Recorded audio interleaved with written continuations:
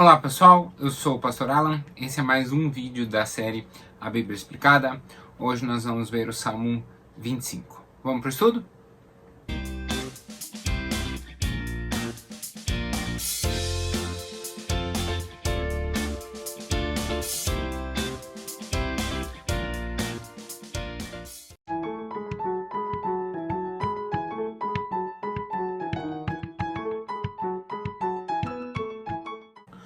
O Salmo 25 é mais um salmo daquele grande grupo de salmos de lamentações. E como o salmo de lamentação, o Salmo 25 ele usa a mesma lógica. Ele vai ter um período inicial de lamentação, que pode ser uma confissão de pecado, um grito de socorro por uma perseguição, pode ser uma perseguição externa ou algum conflito interno, pode ser inclusive um sentimento de abandono, como nós já vimos no Salmo 22. Mas é sempre um primeiro período de tensão e um primeiro período de afastamento do salmista para com Deus, ou de Deus para com o salmista. E então vem na segunda parte a redenção, a resposta de Deus diante desse clamor do salmista. O Salmo 25 não é o único, mas o Salmo 25 tem um acróstico. O que significa isso? Significa que cada versículo, cada verso dele começa com uma letra diferente do alfabeto hebraico. Para o português isso não faz muito sentido, porque o tradutor se preocupou, logicamente, com o texto, mais do que se preocupar com a fonética ou de se preocupar com a estética, ele se preocupou com o texto. Mas isso é a razão pela qual muitas Bíblias trazem um pouquinho antes de cada verso a letra em hebraico ou a transliteração, como se ler aquela determinada letra. Por isso, se ali em 25.1 tiver um Aleph, e aí está aparecendo aqui o Aleph para vocês, se aparecer ali um Aleph, depois um Bet, é por causa disso, por causa do alfabeto hebraico e porque esse poema é um acróstico, tá? Então, se não aparece, tranquilo. Se aparece a letra ali isolada, é porque a sua Bíblia foi mais preciosa nesse ponto. Eu tenho Bíblias aqui, a que eu estou usando agora não traz isso, nós sempre lemos na NVI. Mas tem Bíblias aqui, a King James, que eu tenho, a versão que eu tenho, por exemplo, apresenta isso. Vamos para o texto em si? Então, como sempre, um texto de lamentação. Nós vamos ver que ele começa sempre com a mesma lógica. Então, primeiro, ele começa com esse quebrantamento, essa percepção da distância de Deus, e depois vem a resposta. Vamos lá? Então, Salmo 25, versículo 1, diz assim, 1 e 2, a gente já vai começar.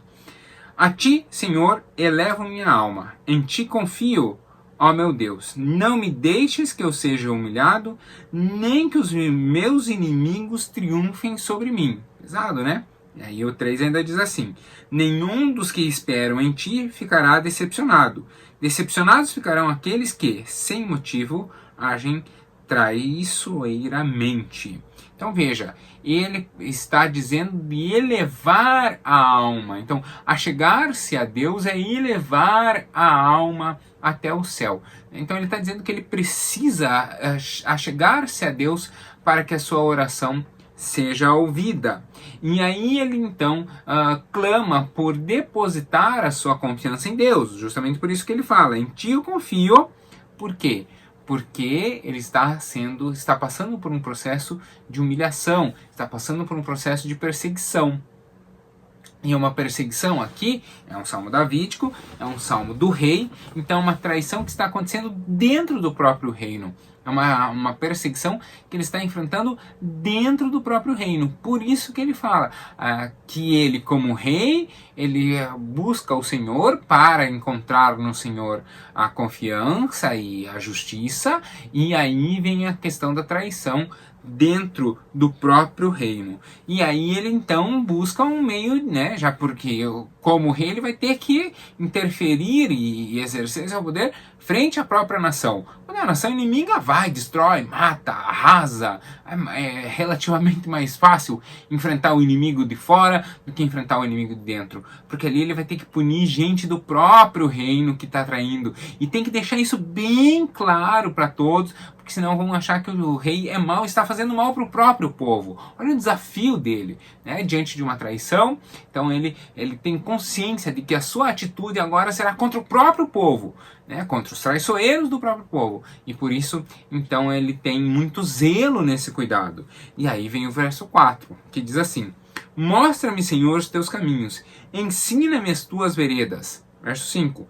Guia-me com a tua verdade e ensina-me, pois tu é Deus, meu Salvador, e a minha esperança está em ti o tempo todo. Então ele está dizendo, olha, eu tenho que passar por um caminho tortuoso, por uma linha muito tênue, muito fina, que é o caminho da retidão.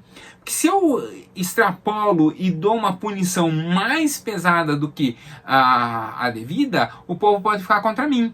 Ou se eu dou uma punição muito leve para o traidor, eles vão achar que eu sou um rei fraco e que, portanto, eu não tenho legitimidade para governar. Olha que fio de espada que ele está caminhando. E aí, então, ele clama para o Senhor para que ele ande na vereda da justiça, para que ele não seja nem terrível demais, para que não o temam, mas também nem leve demais, para que não tenham o devido respeito pela autoridade, não por ele, mas pela autoridade que ele exerce. E então vem o verso 6. Lembra-te, Senhor, da tua compaixão e da tua misericórdia, que tem mostrado desde a antiguidade. Não te lembre dos pecados e das transgressões da minha juventude. Conforme a tua misericórdia, lembra-te de mim, pois tu, Senhor, és bom. Então o que ele está dizendo aqui é o seguinte, é que realmente eu não tenho condições de ser um justo juiz, eu não tenho condições de ter uma boa posição e de ter a correta justiça, mas eu sirvo ao Deus que é o justo juiz, eu sirvo ao Deus da justiça. Então não lembre que eu sou um pecador, mas usa-me para que eu seja instrumento de justiça no meio do povo. Olha que legal, né? Ele está dizendo assim, eu não tenho condições, mas eu tenho condição de ser ferramenta na mão de quem é justo. Então usa-me não pelas minhas qualidades, porque desde a juventude eu tenho as minhas transgressões, mas usa-me porque eu estou disposto suficientemente a ser ferramenta nas tuas mãos.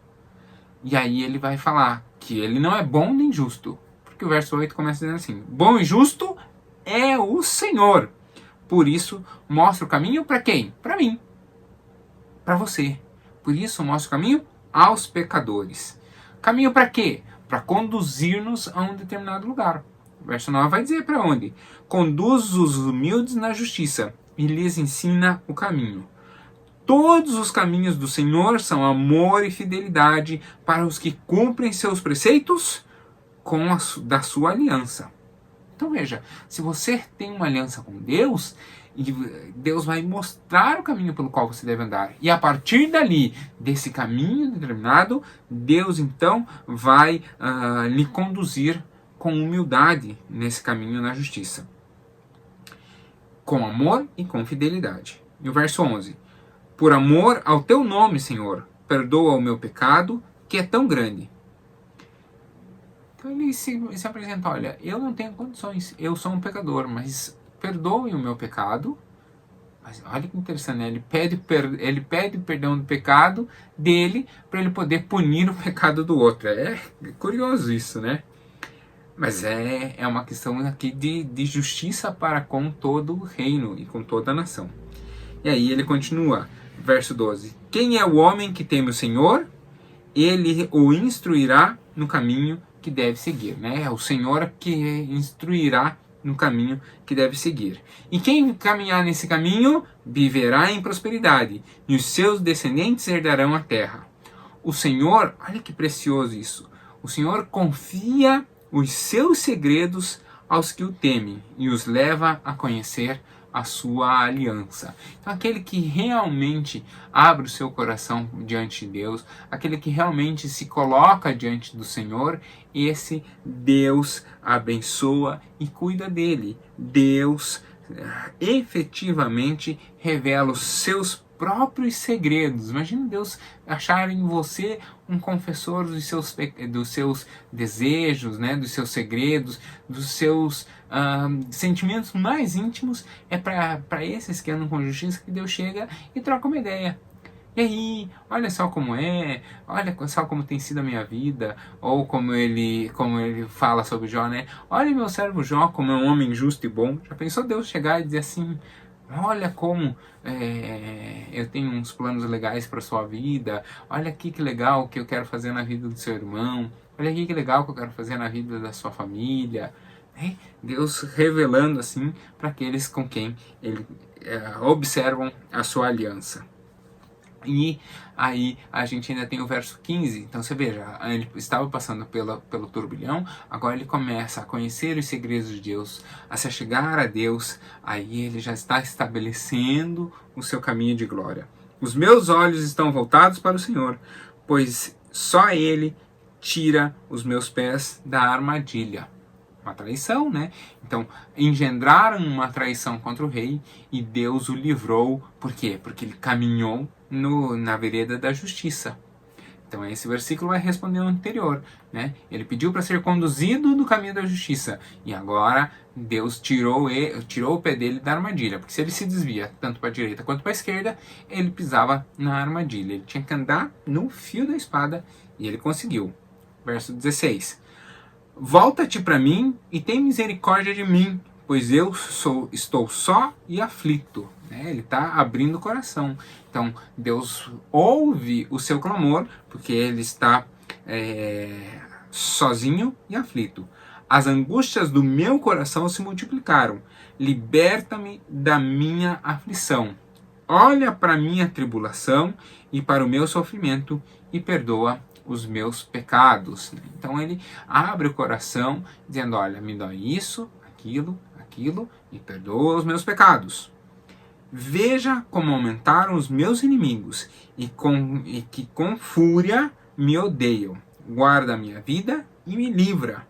Não me deixe decepcionado, pois eu me refugio em ti.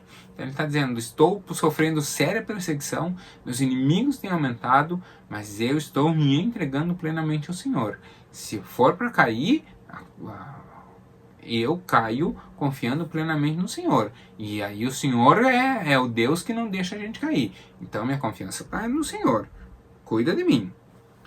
E aí verso 20 e 21 termina exatamente dizendo assim: que a integridade e a minha retidão me protejam, porque a minha esperança está em ti. Então ele está dizendo: eu vou andar na linha reta, a minha esperança está no Senhor, porque Ele vai olhar a minha retidão, vai entender que eu me arrependi dos meus pecados da juventude, das minhas transgressões, pedi perdão, sinto-me livre por ter sido perdoado e andarei nas veredas. E aí ele termina falando sobre a libertação que Deus proporciona àqueles que efetivamente se arrependem. Porque diz assim: ó Deus, liberta Israel de todas as suas aflições. E aqui ele mostra que o seu coração era realmente o coração de um rei, porque ele não está aflito por si, mas pela nação que ele reina. Legal isso, né? Então, nós encerramos por aqui o estudo do Salmo 25, vendo que aquele que caminha na retidão, na justiça, e quando transgride, pede perdão, o Senhor ouve a sua oração, ouve o seu pedido de perdão e o perdoa. Então assim nós encerramos o estudo de hoje, do Salmo 25, e continuamos semana que vem. Legal? Então, até lá. Deus abençoe. Tchau, tchau.